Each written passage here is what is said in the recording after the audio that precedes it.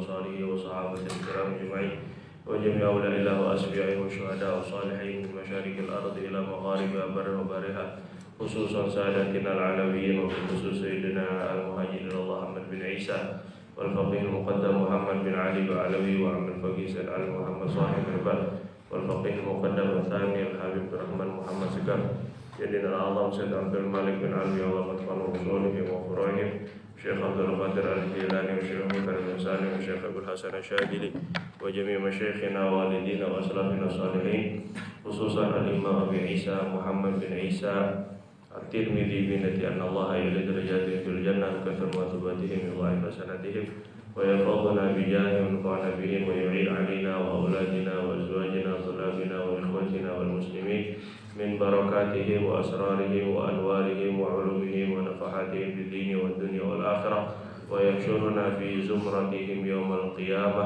وبنتي أن الله يفتح علينا وعليكم وأولادنا وأزواجنا وطلابنا فتوح العارفين ويفقهنا وإياهم في الدين ويعلمنا التأويل ويهدينا إلى سواء السبيل ويجعلنا وإياهم من العلماء العاملين المخلصين المخلصين وأوليائه الصالحين وبنجعل أن الله يشفي مرضانا وأمراضنا الظاهرة والباطنة ومرض المسلمين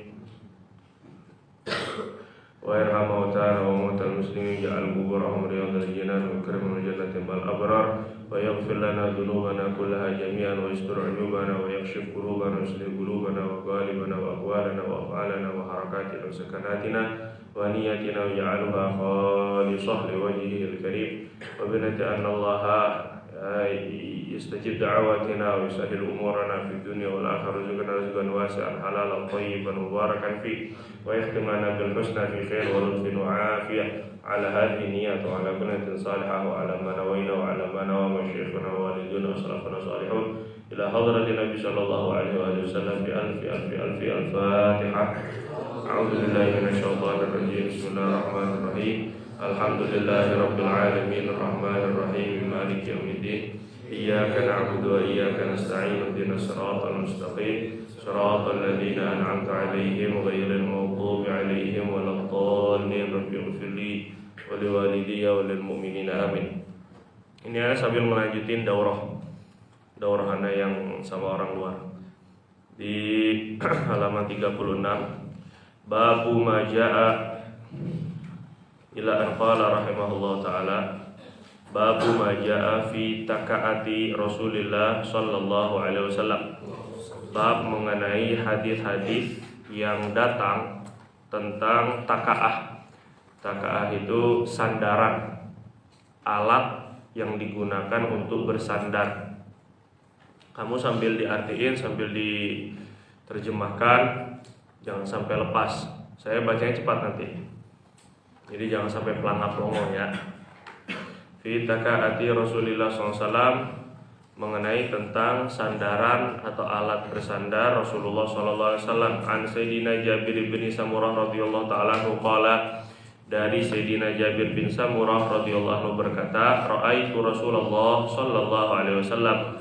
Nah, aku melihat Rasulullah sallallahu alaihi wasallam muttaqian, bersandar ala wisadatin, di atas bantal, ala yasarihi, di sebelah kirinya.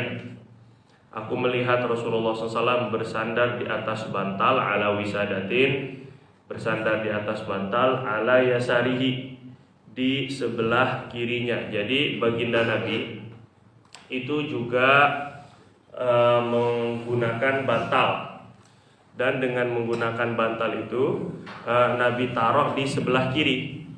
Jadi ini salah satu cara duduk atau cara santainya Nabi SAW adalah dengan bersandar di sebelah kiri. Kenapa di sebelah kiri? Karena kalau sandar tangannya tuh ditaruh di bantal sebelah kiri. Jadi biasanya kalau di rumah Arab itu bangkunya dibuat dari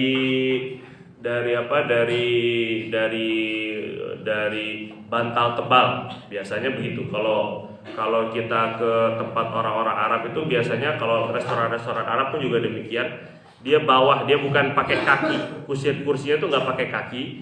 Nah bangkunya tuh ada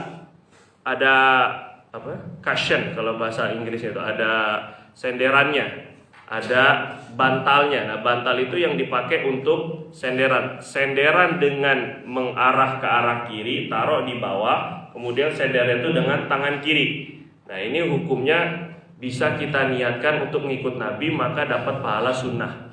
Jadi kamu kalau bersender santai, lagi santai, ini bukan dalam keadaan sedang serius. Jadi taruh bantal di sebelah kiri, terus kita senderan di sebelah kiri. Sender dengan meletakkan bantal di bawah tangan, tangan kita yang sebelah kiri sender ke atas bantal. Kenapa sebelah kiri? Karena yang sebelah kanan ini takut nanti ada orang mau salaman, mau jabatan tangan, sehingga tidak akan terganggu senderan kita yang sebelah kiri dengan orang-orang yang mau salaman. Maka senderan ke sebelah kiri. Babu maja'a fittikai Rasulullah sallallahu alaihi wasallam. Bab mengenai perbuatan Nabi bersandar. Kalau tadi bab yang sebelumnya taka'ah, itu alatnya, itu medianya, barangnya ya. Tapi kalau ittika ini perbuatannya. Nabi SAW bersandar, bab mengenai maja'a, hadis yang datang, hadis yang diriwayatkan tentang perbuatan bersandarnya Nabi. Nah, itu bedanya taka'ah yang di atas dengan ittika. Ittaka yattaki'u atau ittaka yattaki ittikaan. Nah, ini ittika, ini perbuatan Nabi SAW bersandar. An Anasin radhiyallahu taala anhu anna Nabiy sallallahu alaihi wasallam kana syakian. Daripada Sayyidina Anas bin Malik bahwasanya Nabi sallallahu alaihi wasallam pernah sakit, kana syakian ay maridon. Nabi SAW pernah sakit. Fa kharaja yatawakka'u ala Usamah. Kemudian Nabi SAW keluar bersandar kepada badannya Usamah bin Zaid ibni Zaidin radhiyallahu anhuma. Beliau bersandar kepada badan Usamah bin Zaid. Karena Usamah bin Zaid ini masih kecil. Usamah bin Zaid ini masih muda. Anaknya Zaid bin Harithah radhiyallahu anhu, Usamah bin Zaid bin Harithah. Zaid bin Harithah adalah anak angkat Nabi, kemudian Usamah tuh anaknya. Berarti maknanya Usamah itu cucu angkat lah, kalau mau dibahasakan itu cucu angkatnya Nabi. Zaid bin Harithah anak angkatnya Nabi. Nah, ketika keluar dari rumah dalam keadaan sakit, dikhidmat dengan cara dengan pegangannya itu kepada Usamah. Jadi kalau biasanya orang sakit itu pegangannya pakai tongkat. Nah, kadang Nabi SAW punya tongkat. Nabi juga kadang bersandarnya dengan orang yang berkhidmat dengan beliau, memegang bahunya Usamah bin Zaid. Wa alaihi thawbun qitri. Ini hadis ini sudah diriwayatkan pada bab sebelumnya. Wa alaihi thawbun qitri. Dan ketika itu Nabi SAW menggunakan selendang qitri daripada Yaman. Qatawasyaha bihi, beliau beliau menggunakan selendang itu, melilitkan dengan selendang itu. Fasalla bihim, kemudian Nabi SAW sholat bersama para sahabat, bihim dengan mereka, maksudnya menjadi imam. Tawasyah itu selendangnya itu dipakai seperti kain ihram. Jadi kain tangan kanannya dikeluarkan, bahu kiri ditutup. Seperti orang pakai kain ihram. Jadi dimasukkan di bawah ketiak tangan kanan, kemudian diselendangkan selendangnya itu di bahu kiri. Itu namanya tawasyah. Sebagian ulama katakan tawasyah itu menggunakan selendangnya itu ditutup kedua bahu, kemudian dililitkan di atas kedua bahu.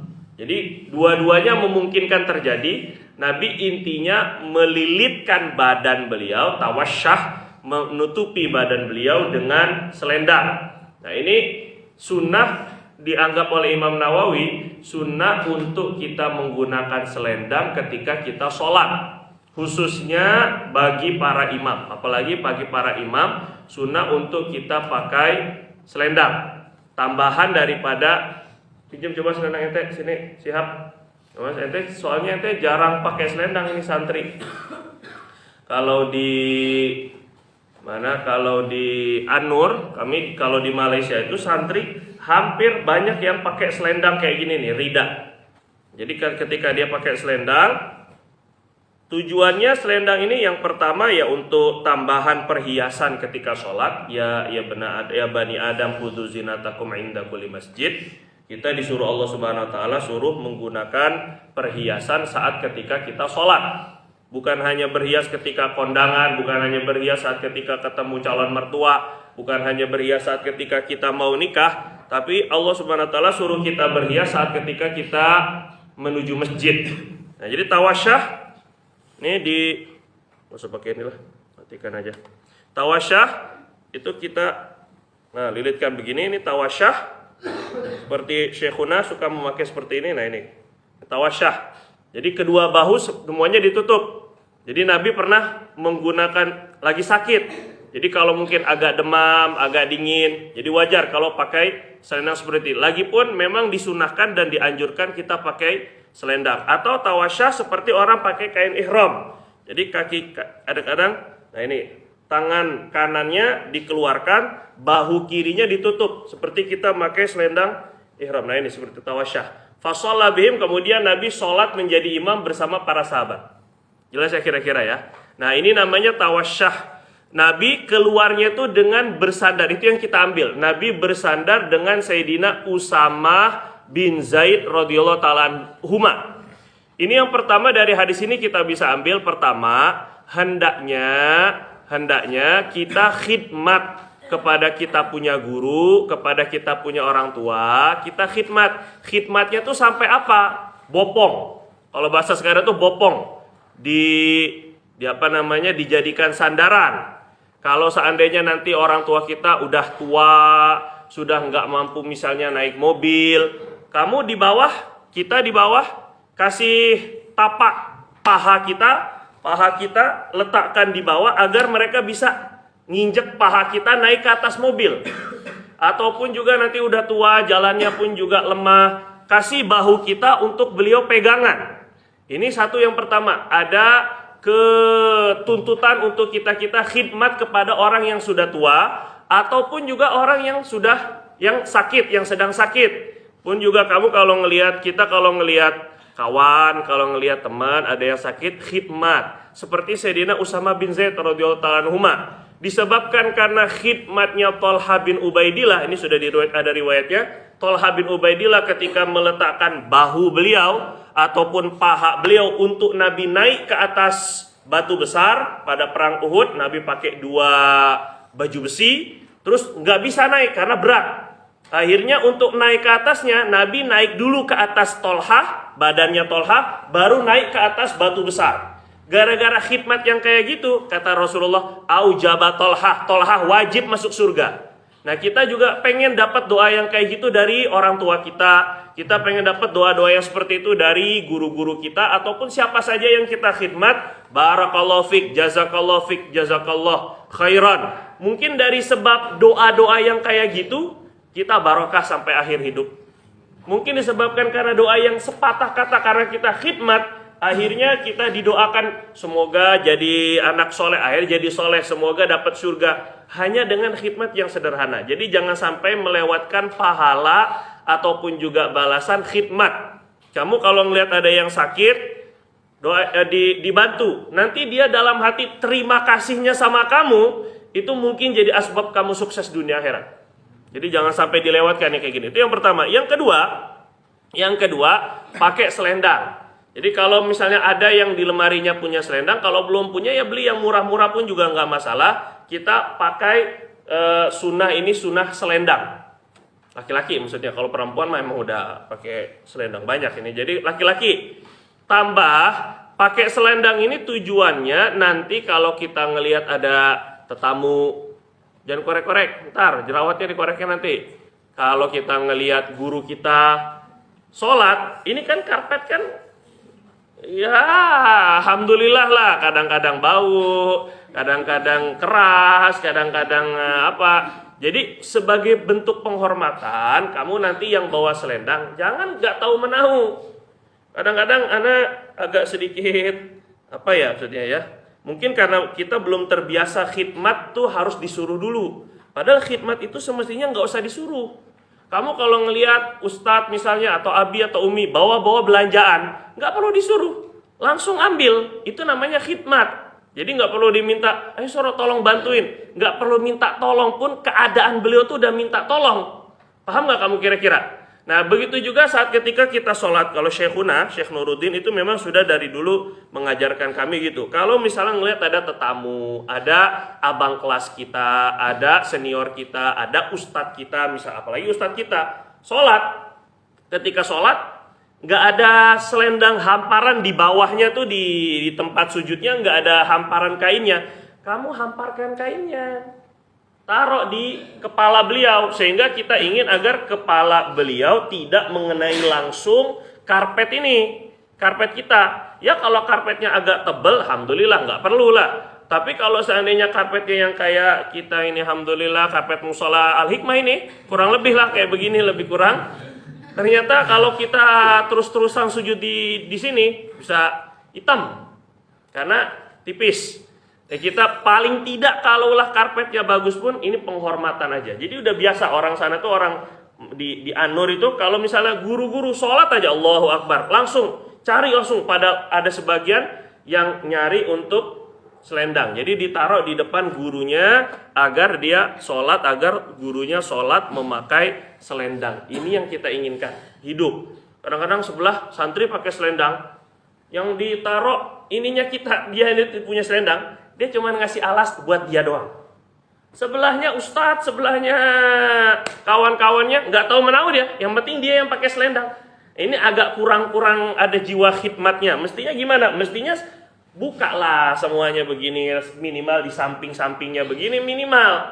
Kita juga nanti sholat Jumat begitu, bawa selendang. Kadang-kadang kan terlambat, kadang-kadang karpet masjid nggak digelar semuanya. Mungkin masih takut corona atau apa aja, akhirnya jadi nggak digelar semuanya. Nah ketika ada jamaah sebelah kita yang nggak pakai selendang, nggak pakai sejadah, maksudnya kita pakai sejadah, gelarlah di samping menyamping. Jadi dia pun juga kena sejadah kita, nggak kepalanya tuh nggak langsung ke lantai. Jelas ya kira-kira ya? Ini khidmat yang kayak gini dihidupkan. Kemarin anak bawa apa lah nggak tahu anak juga tuh, bawa berat nggak tahu anak bawa apa kemarin, dia lupa. Beberapa waktu yang lalu, nggak hanya kemarin. Santri lihat diam aja, orang aliyah padahal. Jadi kamu bukan anak minta tolong. Kalau kita, maksudnya anak sebagai orang yang dikhidmat, kita berusaha nggak mau khidmat, kita yang bawa sendiri, itu wajar. Tapi kamu, kita maksudnya sebagai santri ngelihatnya itu mestinya harus ada perasaan. Ini gimana saya biar bisa nolong? Jangan diam aja takzim nungguin beliaunya bawa banyak barang gede-gede, terus kamunya diam aja, nggak mau dekat, nggak mau apa? La ilaha illallah, salah kamunya. Harus ada khidmat itu ada jiwa, ada rasa sensitif, ada respon namanya tanpa perlu dikasih tahu. Alai thawbun qitri qatawa syabi fasalla bihim. Nabi pakai thawbun qitri, selendang daripada Yaman. Anil Fadl bin Abbas radhiyallahu taala anhuma, Fadl bin Abbas bin Abdul Muthalib berarti masih sepupunya Nabi dari Sayyidina Abbas. Qala dakhaltu ala Rasulillah sallallahu alaihi wasallam, aku datang kepada Nabi, aku masuk ke rumahnya Nabi. Jangan tidur, nanti kamu nggak bisa mimpi ketemu Nabi nanti kamu. Gimana lagi disebutin Nabi tidur tuh mau ketemu Nabi gimana? Aku datang masuk kepada rumah Nabi fi maradihil ladzi tuwfiya fihi. Pada waktu sakitnya baginda yang Nabi wafat dengan sakit itu. Fi maradihil ladzi tuwfiya fihi. Pada waktu sakitnya Nabi yang beliau wafat pada sakit tersebut. Jadi ketika Nabi sakit dan sakitnya itu parah, maka Sayyidina Fadl datang untuk menjenguk.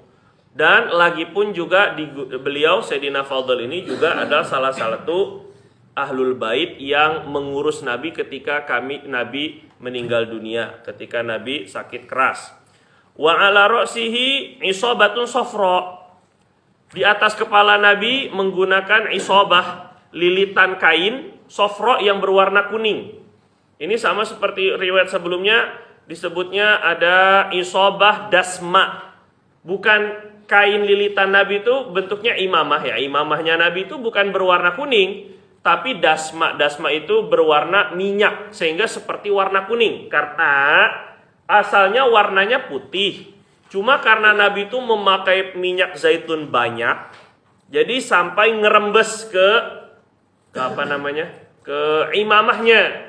Jadi imamah yang tadinya warna putih, gara-gara Nabi itu pakai minyaknya banyak, sehingga jadi agak kekuning-kuningan. Itu namanya isobatun sofra. Wa fasallamtu alaih. Aku pun mengucapkan salam kepada baginda Nabi. Faqala ya Fadal, wahai Fadal. Qultu labbaika ya Rasulullah. Labbaik itu adalah jawaban panggilan bahasa Arab yang paling sopan. Labbaik Allahumma labbaik. Saya iya, ya Allah. Apa ya? Jadi kita tuh kalau jawab panggilan, kalau kita panggil Muhammad, oi, kasar. Muhammad. Kalau bahasa Jawa ada yang paling lembut itu dalem. Dalem itu bahasa labbaik, itu lebih kurang. Tapi nggak tahu bahasa Sunda. Sunda apa? Hah? Tulan. Ulan. Hulan. Kulan. Ada kulan. Jadi kalau dipanggil itu ada bahasa paling sopan sekali, kulan. Nah, begitulah lebih kurang. Itu labbaik. Bahasa Indonesia nggak tahu apa. Zahir. Coba bahasa paling sopan ente nyaut panggilan apa? Nah, iya doang paling. Itu kurang sopan itu. Jadi kalau kita mau lebih sopan lagi, nggak ada bahasa Indonesia. Jadi kalau bahasa Arab, labbaik. Ya, ini kita kalau bisa, dan ini adalah sunnahnya Nabi. Nabi itu kalau dipanggil, jawabnya labbaik. Jadi bukan hanya sahabat dipanggil Nabi, jawabnya labbaik. Nabi pun kalau dipanggil orang, jawabannya labbaik. Jadi kita coba kalau bisa, karena nggak ada padanannya di dalam bahasa Indonesia. Jadi kamu kalau dipanggil orang, jawab Evan, baik, labbaik. Gitu, jadi ke Arab-Araban lah biar agak mancung dikit lah kan, nggak apa-apa lah kan. Siapa tahu jadi mancung kita kan dengan mengucapkan labbaik. Dan ini ngamalin sunnah maksudnya. Labbaik itu sunnah. Labbaik ya Rasulullah. Qala ushdud bihadhil isabati ra'si. Ushdud, ikatlah dengan lilitan kain ini ra'si kepada kepalaku. Tolong ikatin ini imamahnya di kepala saya. Bisa isobah itu berfungsi sebagai imamah, bisa isobah memang adalah untuk biar kepalanya lebih kencang karena pening kepala. Ya, antara dua. Tapi yang lebih dekat isobah di sini adalah imamah. Qala fa'atu. Baik ya Rasulullah, aku lakukan ya Rasulullah. Fa'atu. Akhirnya beliau membantu mengikatkan imamahnya Nabi. Ini pernah terjadi sama salah satu santri Azen, namanya Ustadz Abror. Ketika khidmat dengan Habib Umar di Bogor, Umar kan imamahnya besar. Jadi membantu untuk cara imamah besar itu dilipat dulu, digulung. Jadi nggak panjang begitu. Oh, itu nggak mungkin jadinya. Terlalu panjang. Caranya itu digulung dulu, digulung sampai buntelan kayak begini, jadi mudah memakainya. Nah, begini mestinya. Tapi karena besar, jadi minta bantuan kepada Ustadz Abror tadi itu. Jadi ini yang pernah dilakukan oleh Nabi. Minta untuk dililitkan imamahnya ke atas kepala. Fafa'altu. Maka Sayyidina Fadl katakan, oh, baik ya Rasul, saya lakukan ya Rasulullah. Thumma qa'ada fawadha'a kafahu 'ala mankibi. Thumma qa'ada, kemudian Rasulullah duduk. Tadinya tiduran kan, kemudian baginda duduk. Setelah duduk, karena ini sakitnya sakit keras, sakit yang mendekati ajal baginda, fawadha'a kafahu, beliau letakkan telapak tangan beliau ala mankibi, di atas bahuku. Entah bahu yang kanan atau kiri, yang jelas satu tangannya diletakkan di bahuku untuk bersandar berdiri. Tsumma qama, kemudian baru beliau berdiri. Nah, ini bersandar. Pegang dulu bahunya Sayyidina Fadl bin Abbas, masih muda sama seperti tadi Usama bin Zaid. kemudian beliau bangkit berdiri, fadakhala fil masjid. Fadakhala, kemudian Nabi pergi masuk ke dalam masjid. Apa yang bisa diambil? Nabi sakit. Sakitnya sakit keras, sampai untuk bangun pun susah. Kalau seandainya Nabi mudah untuk bangun, gak bakal Nabi harus minta bantuan Sayyidina Fadl untuk berdiri. Ngapain? Gak ada fungsinya kalau minta, sini Subhan, sini saya minta tolong. Gak perlu. Justru Nabi minta tolong untuk dijadikan Fadl itu untuk jadi sandaran, karena Nabi gak kuat untuk berdiri sendiri. Paham gak kamu kira-kira? Kalau begitu maknanya sakit yang seperti apa yang kira-kira yang perlu untuk bisa sampai berdiri? Berarti betul-betul lemah Nabi itu. Dalam riwayat lain, Sayyidina Fadl bukan hanya sekedar menjadi sandaran Nabi ketika berdiri, tapi sandaran Nabi untuk berjalan. Jadi Sayyidina Fadl bin Abbas dengan Sayyidina Ali bin Abi Thalib ataupun juga sahabat lainnya, itu bersandar dengan Nabi, dijadikan mereka sebagai dua sandaran sehingga dipapah. Kaki Nabi pun udah nggak bisa bergerak. Kaki Nabi pun udah nggak bisa melangkah. Tapi apa yang Nabi tetap lakukan? Sholat jamaah. Jadi sholat jamaah itu betul-betul sama Nabi diambil perhatian berat sekali. Bukan hanya saat ketika Nabi sehat, cergas, sehat, kuat, muda. Enggak, ketika detik-detik terakhir mau meninggal pun tetap memaksakan diri untuk berjamaah. Nah, ini yang perlu kita masukkan dalam hati, khususnya ikhwan, putra. Jadi jangan sampai asbab karena sakit-sakit sedikit nggak sholat jamaah. Saya sering ulang-ulang, yang menyembuhkan kamu itu Allah. Yang punya kesehatan itu Allah. Jadi kita mentaati perintah Allah. Kamu boleh bertawasul dengan amal. Rifki nggak dibuka, sampai kitabnya pun nggak dibuka. Nah, kalau seandainya kamu pengen sembuh, kamu pengen sehat, kamu pengen kuat, semuanya itu dari Allah. Maka kesehatan, kekuatan tadi itu diperoleh dengan taat kepada Allah. Paksakan diri kamu. Kalau kita bisa memaksakan diri untuk, ini juga sama yang ikut beserta online bersama kita. Kalau kita bisa memaksakan diri ketika sakit ke rumah sakit, nunggu dokternya, nunggu dipanggil, kadang-kadang di ngantri lama ngantrinya, padahal lagi sakit, tapi tetap kita paksakan diri untuk berobat ke dokter. Padahal dokter hanya wasilah daripada kesembuhan. Kok bisa memaksakan diri ke rumah sakit, tapi nggak bisa memaksakan diri untuk pergi sholat berjamaah?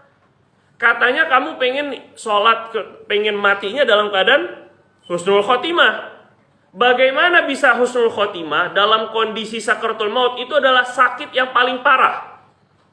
Kalau untuk sakit yang ringan-ringan saja kita nggak bisa memaksakan diri untuk ibadah, gimana mau memaksakan diri ketika lagi sakaratul maut?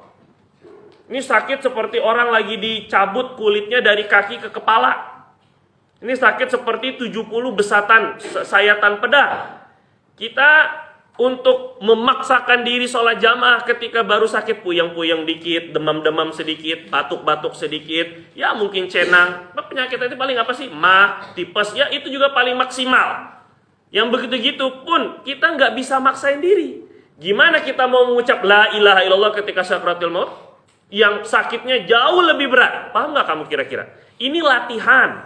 Kita pengen mati dalam keadaan sujud. Kita pengen mati dalam keadaan sholat. Orang yang mendapatkan karunia mati dalam keadaan sholat, itu kebanyakannya karena memang memaksakan diri ketika hidupnya untuk sholat. Tapi kalau baru sakit-sakit dikit, akhirnya nggak sholat, akhirnya udah nggak jamaah, nggak mau memaksakan diri, maka nggak akan Allah kasih karunia untuk bisa meninggal dalam keadaan sholat. Itu maksudnya, paham ya? Jadi kita nggak mau santri apalagi pura-pura sakit. Na'udzubillah, man tamarrada yumarriduhullah, itu kata guru-guru anak. Siapa yang pura-pura sakit, Allah sakitin beneran nanti. Nanti jangan-jangan kamu bakal sakit terus, gak sembuh-sembuh, malah gak ada obatnya. Kenapa? Kamu pernah menipu guru kamu. Kamu pernah menipu kawan-kawan kamu. Gak haid, pura-pura haid. Suatu saat mungkin kamu dikasih istihadah terus-terusan. Haid aja, darah aja keluar, gak sembuh-sembuh. Mungkin karena apa? Karena nipu tadi itu. Itu baru azab dunianya. Jadi kita tidak mau ada latihan penipu. Kalau sekarang kita sangat mencaci maki orang-orang, pemimpin-pemimpin yang zolim, yang khianat kepada rakyat dan sebagainya. Semua mereka itu pernah jadi anak Mereka semua pernah jadi mahasiswa, mereka semua pernah jadi siswa. Mungkin itu generasi yang sekarang memimpin, kemudian mereka khianat kepada rakyat karena sudah terbiasa khianat ketika mereka jadi santri. Karena sudah terbiasa khianat ketika mereka jadi anak. Karena mungkin sudah terbiasa bohong saat ketika mereka jadi siswa. Jadi ketika masih mudanya mereka suka khianat, wajar kalau ketika mereka jadi tokoh, mereka pun khianat kepada bangsa. Jangan salahkan pemimpin-pemimpin yang begitu diktator, begitu zolim. Kalau kamu sendiri pun juga nggak memperbaiki diri, karena kedepannya kamu juga yang akan memegang peranan di masyarakat. Paham nggak kamu kira-kira? Maka sekarang pengurus, coba sifatnya amanah. Yang diamanahkan jadi hirosa biar benar. Jangan hirosa tapi ternyata mau hirosa nggak ikut program, tapi di lain sisi banguninnya aja nggak becus. Banguninnya aja nggak berani. Kamu kalau lagi dapat benefit keuntungan hirosah, tidak ikut program, tidak tercatat, tidak wajib berjamaah di majelis atau di musola. Kamu mau, tapi kewajibannya nggak dipenuhi, itu khianat. Paham nggak kamu kira-kira? Kamu ingin dapat hak, tapi kewajiban kamu nggak dipenuhi. Maka kita nggak mau yang seperti itu, nggak mau melatih diri kita menjadi pendusta, pengkhianat, kita nggak mau. Jelas ya? Perhatikan bagaimana Nabi menjaga sholat jamaah. Jadi kalau mau menyenangkan hati Nabi, bukan hanya dengan maulid. Maulid itu hanya sarana saja, bukan hanya, saya katakan. Maulid itu hanya sarana saja. Jadi ketika maulidnya kita rayakan, maulidnya kadang-kadang sampai malam, bisa kita paksakan datang hadir maulid jauh-jauh. Ada yang dari Citayam ke Kuitang, ataupun ada yang dari kadang-kadang daripada Bogor ke luar Batang, tempat-tempat karomah Harahabaib misalnya, ataupun dari mana-mana, dari Depok ke Condet, ataupun dari Jakarta ke Empang Bogor untuk hadir maulid. Bagus. Tapi begitu juga semestinya paksakan diri kita untuk sesuatu yang memang langsung Rasulullah ajarkan. Kalau dari maulidnya sendiri nggak pernah Rasulullah ajarkan secara langsung, isi kandungannya Rasulullah ajarkan. Sirohnya, baca sholawatnya, ataupun juga kumpul dengan ulamanya, dengan ceramah. Iya, tapi bentuknya seperti maulid nggak Rasulullah langsung ajarkan. Makanya itu hanya adat istiadat, bukan ibadah. Kalau diniatkan ibadah ya jadi ibadah, kalau nggak diniatkan ibadah nggak jadi ibadah. Jelas ya sampai sini ya. Tapi kalau sholat jamaah ini memang betul-betul ibadah yang diajarkan oleh baginda Nabi. Jangan sampai perhatian kita kepada yang bukan ibadah, yang tidak langsung diajarkan Nabi, lebih besar daripada sesuatu yang justru sama Nabi diwariskan langsung. Jelas nggak kamu kira-kira ini? Jangan mendahulukan yang sunnah daripada yang wajib aja nggak bagus. Apalagi mendahulukan memberi perhatian hanya sesuatu yang bukan ibadah, tapi yang ibadah tidak kita kasih perhatian besar. Ini keliru. Jadi tolong jaga sholat jamaahnya kalau kamu masih mau berjumpa dengan Allah dalam keadaan muslim. Sayyidina Abdullah bin Mas'ud radhiyallahu taala anhu, beliau sahabat Nabi, kata beliau, man ahabba an yalqallaha ghadan muslima falyuhafiz ala hadhihi sholawat min haitsu yunada bihinna. Siapa yang pengen berjumpa dengan Allah besok dalam keadaan Islam, yang pengen matinya dalam keadaan husnul khotimah, siapa yang ingin berjumpa dengan Allah besok dalam keadaan Islam, maka hendaklah dia menjaga sholat di mana dikumandangkan azan. Sekali lagi, siapa yang ingin besok berjumpa dengan Allah dalam keadaan Islam, maka hendaklah ia menjaga sholat di tempat dikumandangkan azan. Man ahabba an yalqallaha ghadan muslima falyuhafil ala sholawat min haitsu yunada bihina. Haitsu yunada bihina. Ya, ini penting. Jadi prinsip kamu, jangan mondok lama-lama tapi sholat jamaah aja nggak bisa jaga. Mondoknya 6 tahun, 3 tahun. Itu bukan waktu yang sebentar. Untuk jaga sholat yang menjadi awwalu ma yuhasabu bil abdu, nggak bisa. La ilaha illallah. Apa yang dipelajari? Ngapain capek-capek belajar tafsirnya, belajar hadisnya, kalau awal amal yang pertama kali dihisap saja nggak bisa jaga. Paham nggak kamu kira-kira? Kata Nabi yang bilang sholat ini menjadi satu standar. Fa'in soluhat faqad aflaha wa anjah. Kalau sholatnya baik, maka dia berhasil, berjaya, menang, bagus, selamat. Wa in fasadat faqad khaba wa khasir.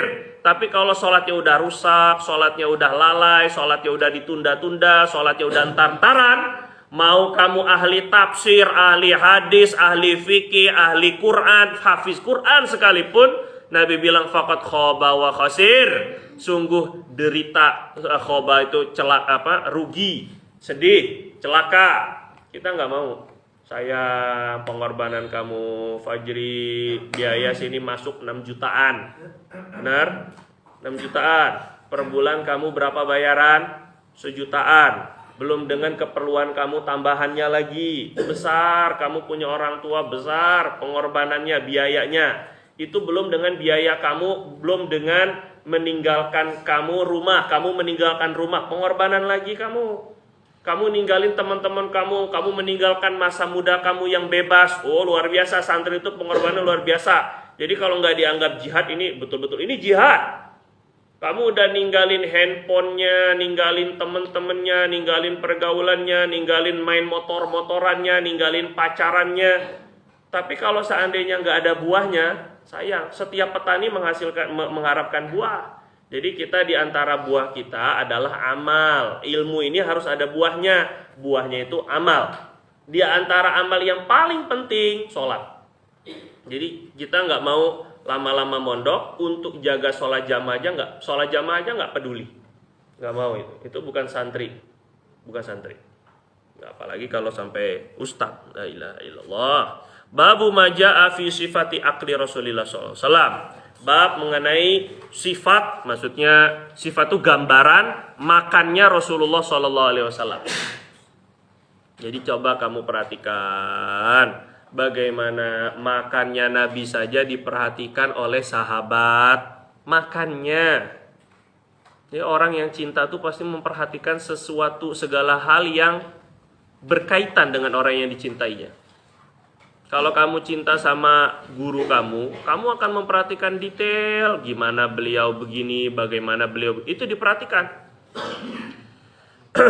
An Abi Juhaifah radhiyallahu taala anhu qala, dari Abu Juhaifah radhiyallahu anhu berkata, qala an-nabiy sallallahu alaihi wasallam, Rasulullah sallallahu alaihi wasallam bersabda, amma ana, adapun saya, fala akulu muttaqian. Amma ana, adapun saya, fala akulu muttaqian, saya tidak makan muttaqian dengan bersandar, dengan nyender.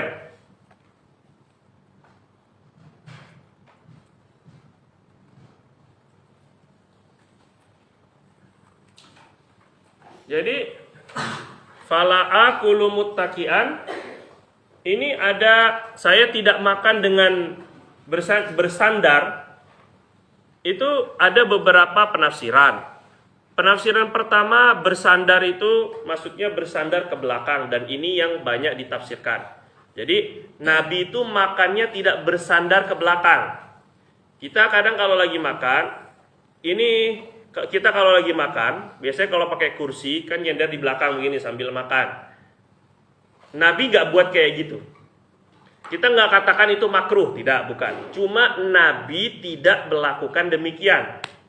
Nabi kalau makan itu nggak sambil bersandar, nggak sambil nyender.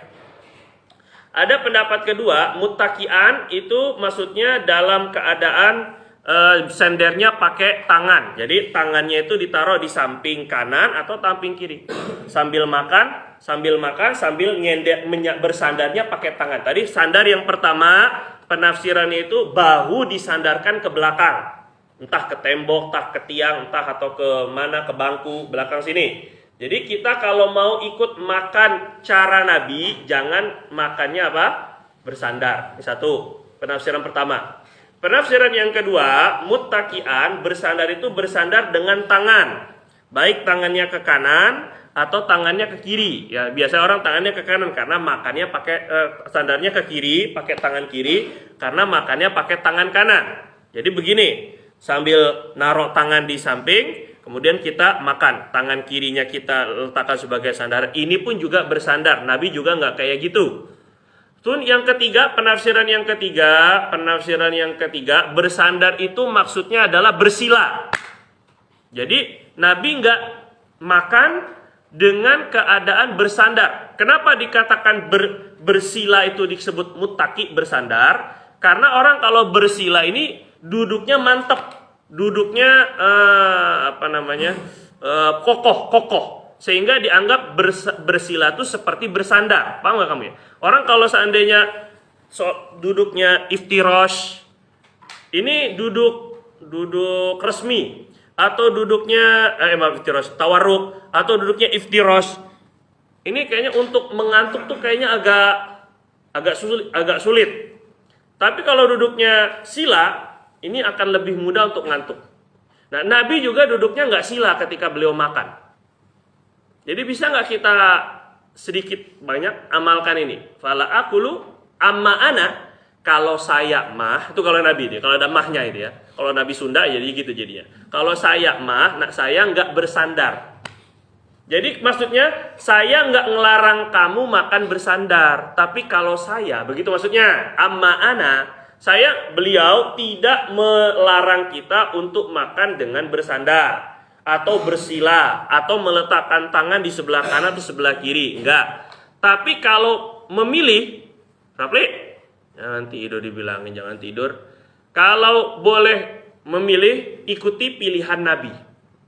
Kalau saya, kata Nabi, saya lebih memilih tidak makan dengan bersandar. Suatu ketika ada ada seorang A'rabi, seorang Arab kampung, Arab dusun datang kepada Nabi. Nah, Nabi itu makannya itu dengan duduk iftirosh. Jadi ada riwayat Nabi makan dengan duduk iftirosh, begini, seperti duduk di antara dua sujud. Nabi itu makannya itu begini. Akhirnya si Arabi tadi itu, Arab kampung tadi itu datang kepada Nabi pas lagi baru datang, tanya, "Mahadhil jilsah, ini duduk apa kok kayak begini?" Jadi kata Nabi, "Amma ana fala akulu muttaki'an. Innama ana abdun ajlis kama yajlisul abdu wa akul kama yakulul abdu." Kata Nabi, saya ini nggak makan bersandar. Adapun saya nggak mau makan dengan bersandar. Saya ini hanya hamba, anak abdun. Saya ini hanya hamba. Jadi beliau maksudnya hambanya Allah. Ajlis kama yajlisul abdu, saya duduk seperti duduknya hamba. Wa akul kama yakulul abdu, saya makannya pun seperti makan hamba. Jangan tidur. Putri ini gimana mau mimpi ketemu Nabi kamu tidur ini. Nabi diucapkan aja kamu nggak bahagia kok mau mimpi ketemu Nabi. Jadi satu riwayat intinya Nabi makannya dengan iftirosh, dengan duduk iftirosh. Nanti kalau bisa amalkan, dikit-dikit diamalkan. Kenapa Nabi tidak bersandar ataupun juga bersila? Karena bersandar atau bersila ini biasanya duduk orang yang sombong. Biasanya duduk orang yang menikmati nikmat dunia, menikmati keduniaan, itu maka sender kan, sambil nyender sambil makan kan enak banget ini kan, sambil nyender sambil ngemil, itu enak sekali itu udah kenikmatan dunia akhirat, itu sudah semestinya itu dah muttaqi'a. Maka Nabi tidak bersandar karena Nabi nggak ada perasaan sombong sedikit pun, nggak ada. Atau bersandar itu juga adalah ciri orang yang mutana'im, orang yang menikmati kenikmatan duniawi, dan beliau tidak menikmati kenikmatan duniawi, maksudnya tidak merasa merasa nyaman semata-mata dengan nikmat duniawi, enggak. Jadi sehingga beliau memilih duduknya duduk iftirosh. Riwayat lain ada penjelasan ulama seperti Syekh Yusuf Ad-Nabhani. Beliau menjelaskan duduknya Nabi itu kaki kanannya diangkat satu, kemudian makan seperti yang diajarkan oleh masyayikh kita atau diajarkan oleh guru-guru kita. Kaki kanannya diangkat, diberdirikan, kaki kirinya didudukkan dengan dubur, diduduki oleh dubur. Ini juga cara makan hamba. Jadi kama yajlisul abdu, sebagaimana duduknya hamba pun juga riwayatnya seperti ini ataupun penjelasan ulama seperti ini. Kaki kanannya diangkat, kaki kirinya didudukin. Ini sudah kamu amalin belum? Nah, biasanya yang gemuk-gemuk susah. Bib, gimana ini? Saya nggak bisa katanya untuk ngamalin yang kayak gitu. Nah, kalau nggak bisa karena paha segede alaihim, nggak bisa nempel sama perut terhalang dengan paha atau paha terhalang dengan perut, terganjal akhirnya, ya sudah amalin yang iftirosh, yang duduk iftirosh. Kalau nggak pun, ya nggak masalah, memang nggak sampai makruh. Kalau kita duduk bersila boleh, ya boleh. Ini bukan perkara halal atau haram, bahkan bukan perkara makruh. Kalau seandainya kita bersila, enggak. Tetapi afdolnya kalau bisa kita jadikan ada kebiasaan kita makan menjadi ibadah. Nah, gimana biar jadi ibadah? Ikuti cara Nabi SAW. Jelas kira-kira ini? Nah, kamu diam aja, saya tulis muttaqian aja.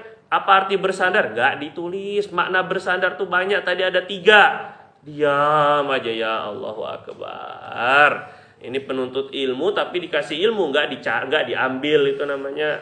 Aduh, hati-hati. An Ka'b bin Malik radhiyallahu taala anhu qala, dari Sayyidina Ka'ab bin Malik radhiyallahu ta'ala anhu berkata, karena Rasulullah SAW yaqulu bi asabi'ihi thalathi. Nabi SAW makan dengan jari-jarinya yang 3. Jari yang 3, jari jempol, ibu jari, kemudian jari telunjuk, dan jari tengah. Nabi makan dengan jari-jarinya yang 3. Asabi'ihi thalath. Salah 3. Wa yal'aquhunna, dan menghisap yang 3 jari ini. Setelah selesai makan, jari itu sunahnya dihisap. Dihisap. Yal'aquhunna itu bukan dijilat. Kalau jilat bahasa Arabnya lahasa. Dijilat, bukan dia itu menjijikan. Kalau misalnya yal'aquhunna dihisap. Bahkan dalam sebuah riwayat, Nabi itu menghisap jarinya sampai jarinya kemerah-merahan. Karena badannya putih. Jadi kalau orang putih dihisap merah, kita ini kok nggak merah ya? Karena kita hitam. Jadi kecoklat-coklatan, bukannya kemerah-merahan. Nah, jadi sunnah kalau habis makan, tangan kita kotor. Jadi ini makan pakai jari 3 itu jelas kalau memungkinkan. Kalau nggak memungkinkan, seperti makannya berkuah, ente pakai jari 3 ya nggak kemakan-makan, nggak bisa, itu nggak memungkinkan. Ataupun juga agak sedikit cair, nggak bisa pakai jari 3, nggak apa-apa pakai jari 5. Cuma nanti saat ketika sudah selesai dihisap. Ini sisa-sisa makanan juga ini. Sisa sayur, sisa sambelnya, sisa kuahnya ada di tangan kita, apalagi sisa nasi. Dijilat. Bukan karena Nabi kekurangan bahan makanan. Nabi kan bisa-bisa aja. Orang Nabi bukan beberapa kali, sering sekali membuat makanan yang tadinya dikit cukup untuk beratus-ratus orang. Bagaimana mungkin Nabi kekurangan makanan? Jadi Nabi itu sampai menjilat-jilat, mengecup-ngecup jarinya itu bukan karena terlalu rakus dengan makanan, enggak, tapi menghargai nikmat Allah. Kata Syekhuna, kalau kita sering tidak menghargai nikmat Allah, makan misalnya, makanan mungkin dibuang, mungkin nggak habis, kemudian kita nggak kasih hewan, ya yang jelas pokoknya nggak dimanfaatkan seperti itu, khawatir nanti Allah tidak berikan kita lagi nikmat. Kalau kita membuang-buang nikmat yang Allah berikan, khawatir Allah mengurangi atau tidak lagi memberi kita nikmat. Mungkin nikmat kesehatannya yang dicabut, mungkin rezekinya dibikin seret. Gara-gara apa? Gara-gara kita sering membuang-buang nikmat daripada Allah. Jelas ya? Yang kita lihat itu nikmat Allahnya. Jadi jangan mubazir. dan jangan malu. Ada sebahagian riwayat, ada sebagian ulama hadis yang membacanya bukan yal'aquhunna, tapi yul'ikuhunna. Nabi mengecupkan jarinya kepada orang lain. Ini bekas Nabi nih, Nabi habis makan, maka dijilat kepada orang. Ada yang meriwayatkannya seperti itu. Jadi sahabat yang mau ngecup jarinya Nabi boleh dan gak merasa jijik Nabi. Sampai begitu. Ini sebahagian riwayat. Kayaknya kalau diamalkan wallahu alam lah. Ayo. Barokah ini. Ya kalau barokah beneran, kalau berakah gimana jadinya? Jadi berak jadinya kan. Wa yul'ikuhunna. Jadi sebagian ada yang membacanya, ulama hadis itu ada yang membacanya wa yul'ikuhunna. Dalam sebuah riwayat nampan, sohfah ataupun juga qas'ah bahasa Arabnya, nampan yang tersisa, yang ada sisa makanan, terus kita jilat. Jilat itu maksudnya kita ambil, kita bersihin, ini nampan, terus kita bersihin pakai jari, itu kita jilat. Bukan nampan ini itu agak sedikit badui lah sedikit lah kan itu kan. Ya boleh juga kita artinya seperti itu, tapi yang lebih elegan, lebih bagus itu ambil nih nampan, kemudian kita yang sisa-sisa makan itu kita makan, kita ambil dengan jari, terus kita jilat jari kita. Kata Nabi, ada sebuah riwayat, maka nampan itu akan memintakan ampun untuknya. Tastaghfirullahu al-qas'ah. Nampannya akan memintakan ampun untuk orang yang menghabiskan makan tersebut. Jadi jangan sampai kita tidak peduli gitu dengan sunnah makan yang seperti ini. Usahakan makan yang sekiranya nggak habis, nasinya disisihkan. Nanti mungkin bisa dikembalikan lagi, jadi masih bagus nasinya. Sekiranya ini kebanyakan nasi, jangan semuanya dimakan. Mana yang masih bagus dipisahkan. Nanti kita makan mungkin di waktu yang udah nggak kenyang kita makan lagi. Mungkin begitu. Jadi jangan semuanya dicemek-cemek, bahasa mana cemek-cemek? Dipegang-pegang. Jangan semuanya dipegang-pegang. Akhirnya nggak habis, udah menjijikan dikasih ke orang. Nggak mau, dikasih bebek aja nggak mau, apalagi orang yang disuruh makan itu lebih nggak mau. Jadi kita ingin menghargai nikmat daripada Allah sekaligus mengamalkan sunnah ini. Ada sebuah riwayat juga Nabi bilang orang yang mengambil makanan yang terjatuh kemudian dia makan, dan Nabi suruh itu. Kalau ada makanan yang terjatuh jangan dibiar, ambil, dilap, dibersihkan kotorannya kemudian makan. Nah, ada riwayat orang yang mengambil makanan-makanan yang jatuh tadi itu akan Allah amankan dia dari kefakiran. Akan Allah amankan dia daripada kemiskinan. Nah, ini kalau orang-orang yang pecinta kekayaan mestinya begini. Bukan kayak sebagian orang-orang yang sok kaya. Makan di restoran sengaja nggak dihabisin. Kenapa nggak dihabisin? Karena kalau habis kayaknya kelihatan lapar banget. Kayaknya kalau dihabisin kayaknya kelihatan miskin banget. Enggak. Justru kamu membuang-buang nikmat Allah. Suatu saat mungkin Allah cabut nikmatnya. Gara-gara kita sok-sokan kaya kayak gitu. Habisin. Kalau bisa bersihkan. Bukan kalau bisa. Bagusnya dibersihkan sebersih-bersihnya. Kalau memang kenyang, ya kita niatkan untuk kasih hewan. Enggak sampai makan sampai muntah-muntah. Enggak, ini berlebihan. Berikutnya Sayyidina Anas bin Malik radhiyallahu ta'ala anhu yaqul, Anas bin Malik berkata, utiya Rasulullah sallallahu alaihi wasallam bitamrin. Utiya didatangkan, dihadiahkan kepada Nabi sallallahu alaihi wasallam buah kurma. Kata Sayyidina Anas, jadi Nabi pernah dikasih buah kurma, faraaituhu yakul, maka aku melihat Nabi sallallahu alaihi wasallam makan, wa huwa muq'in, dan beliau yakul makan, wa huwa muq'in. Maka Nabi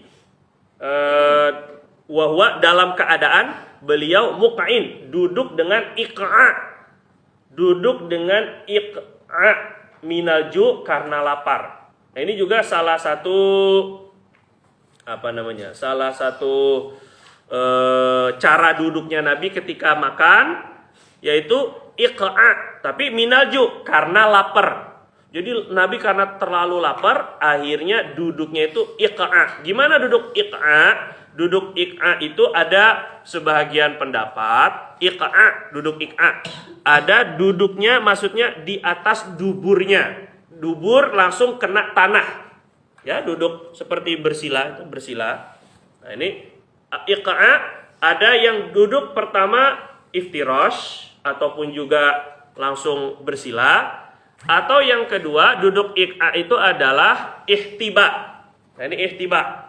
Kemarin ada di bab ini sudah ada ihtiba. Jadi memegang lutut dengan tangan. Lututnya dinaikkan, kemudian kita pegang dengan tangan. Ini namanya juga ada penafsiran duduk muqa'in. Duduk iqa juga seperti ini. Jadi ada Nabi SAW pernah duduk di bawah, langsung muqa'in. Muqa'in itu adalah yang dimaksud wa jumlatul hal al-iqa' inda al-lugha an yulsiqar rajul al-yatayhi bil ard wa yansiba saqai wa yatasanad dhahrah. Jadi iqa' seperti ihtiba, duburnya, dua duburnya itu ke tanah, langsung ke tempat duduk, kaki lututnya dinaikkan, kemudian mungkin kadang-kadang diikat dengan kain atau dengan tangan. Diikat dua lututnya dengan tangan. Nabi pernah makan sambil begini. Minalju karena lapar. Apa? Ini duduk begini ini sunnah. Jadi kadang Nabi kalau di masjid, ini riwayat yang kemarin, duduk di masjid itu ihtiba. Iqa, ihtiba begini. Kadang pakai tali, pakai pakai selendang. Biasanya kalau kamu suka ngelihat yang suka dipakai sama Habib Umar atau Habib Jindan, biasanya itu ada yang kayak label nama di sini. Nah, begini. Nah, itu namanya habwah. Nah, begini. Nah, ini bukan putri Indonesia ataupun juga ini bukan, salah ente. Ente ngapain pakai begini? Ya biar keren aja. Salah. Itu tuh habwah. Jadi begini. Nah, itu fungsinya kita buat kalau duduk, kita ikatkan kain habwah tadi itu di sini. Nah, ini nyaman begini. Jadi kayak orang senderan. Dan ini duduk para nabi. Para nabi suka duduk kayak gini. Tapi dalam keadaan santai lah. Nggak boleh saat ketika khutbah begini lagi kan. Nggak boleh begini. Karena kalau begini ntar ngantuk. Terus dubur lagi kebuka ini. Lagi sedang-sedangnya ini kan. Jadi kalau lagi khutbah sama nabi dilarang kita duduk begini, ini dilarang sama nabi. Ihtiba namanya. Nggak boleh.